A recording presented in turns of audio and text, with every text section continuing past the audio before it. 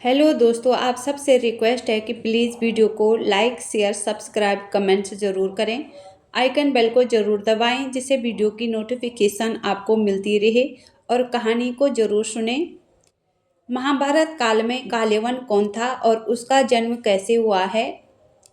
काल्यवन महाभारत काल का एक योद्धा था जो यवनों का राजा था। नुहुस के पुत्र ययाति के 5 पुत्र हुए और उन्हीं से समस्त राजवंश चले। किंतु पुरु को छोड़कर ययाति ने किसी को भी एक छत्र सम्राट बनने का अधिकार नहीं दिया। उन्हीं के एक पुत्र और पुरु के बड़े भाई द्रुहु से मल्लेच्छों का राजवंश चला। यवन भी द्रुहु के ही वंश में आते थे और उनका राज्य आर्यावर्त से बहुत दूर उजाड़ जगह पर अलग थलग बसा हुआ था। अधिकतर लोगों को लगता है कि मुस्लिम ही प्राचीन काल में यवन थे, किंतु ऐसा नहीं है। हो सकता है उन्हीं की कोई जाति से आगे चलकर मुस्लिम धर्म आरंभ हुआ हो, किंतु मुस्लिम बहुत बाद में अस्तित्व में आए। काल यवन इन्हीं यवनों का राजा था। हालांकि वह जन्म से एक शैशरायण नामक ब्राह्मण का पुत्र था, जिन्होंने सिद्धि प्राप्त करने के लिए 12 वर्षों का ब्रह्मचर्य धारण किया था। उन्हें ब्रह्मचर्य धारण किए हुए 11 वर्ष से अधिक हो गया था और कुछ ही दिनों में उनका व्रत पूर्ण होने वाला था।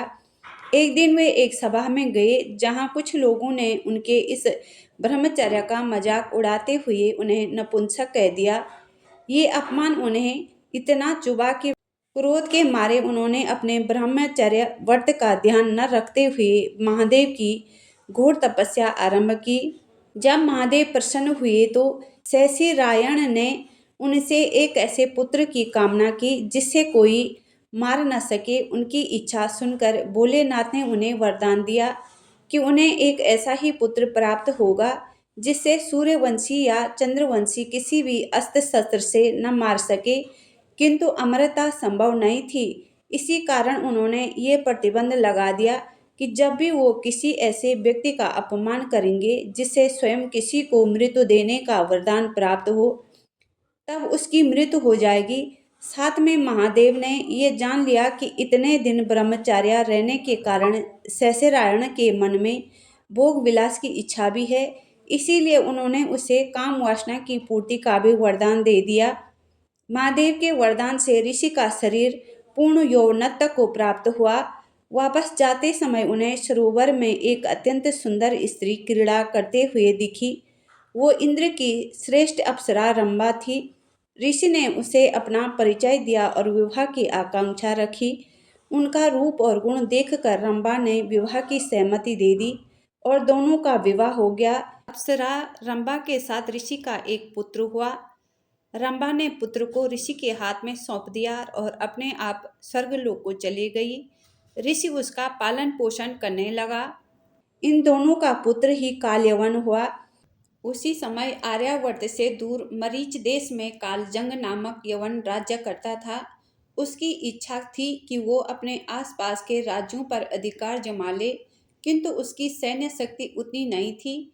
एक दिन उसके गुरु ने कहा कि आर्यावर्त में शैशरायण के पुत्र को ये वरदान प्राप्त है कि उसे कोई पराजित नहीं कर सकता। तुम जाकर उनसे उनका पुत्र मांग लो, जिसके प्रभाव से तुम्हारा कोई विरोध नहीं कर पाएगा। अपने गुरु के आज्ञा अनुसार कालजंग शैशरायण के पास पहुंचा और उनसे उनके पुत्र को मांगा।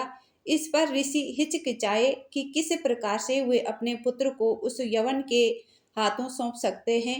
ये सोचकर उन्होंने कालजंग के प्रस्ताव को ठुकरा दिया।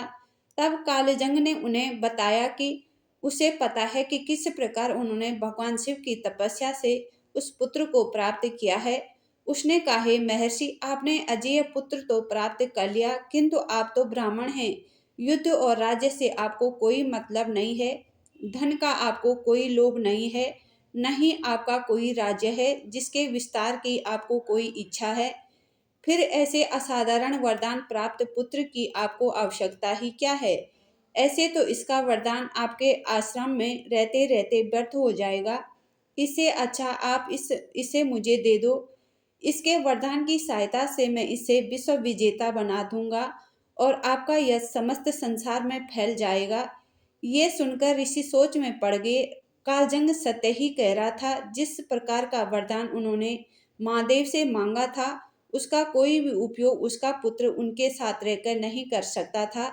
उन्हें इस प्रकार चिंता मग्न देखकर कालजंग ने पुनः कहा, हे महर्षि, आप किसी भी प्रकार की चिंता ना करें। ये सदा आपका ही पुत्र कहलाएगा और मैं केवल इसका दत्तक पिता कहलाऊंगा। आपने 12 वर्षों तक घोर ब्रह्मचर्य का पालन किया है और उसके पश्चात आपको स्त्री सुख प्राप्त हुआ है। आप अपने पुत्र के पालन पोषण की जिम्मेदारी मुझे सौंपकर निश्चित हो। कालजंग के इस प्रकार समझने पर अंततः ऋषि मान गए और अपने पुत्र को कालजंग का दत्तक पुत्र बनाकर उसके हाथ भेज दिया। कालजंग प्रसन्नता पूर्वक उस बालक को लेकर मरीच देश वापस पहुंच गया। उसे अपना युवराज घोषित कर दिया। उसने उसका नाम काल्यवन रखा। उसके वापस आते ही सब जगह ये बात फैल गई कि उसका पुत्र महारुद्र का कृपा पात्र है। अब कालजंग ने आसपास के समस्त राजाओं पर आक्रमण किया। अधिकतर राजाओं ने तो केवल उसके पुत्र के वरदान की बात सुनकर उसकी अधीनता स्वीकार कर ली। जिन्होंने नहीं की, उसे उसने अपने पुत्र के वरदान के कारण बलपूर्वक जीता। जल्द ही वो बालक तरुण हुआ और महादेव के वरदान के कारण सभी के द्वारा अवध्य होकर उसने अतुल्य बल प्राप्त किया।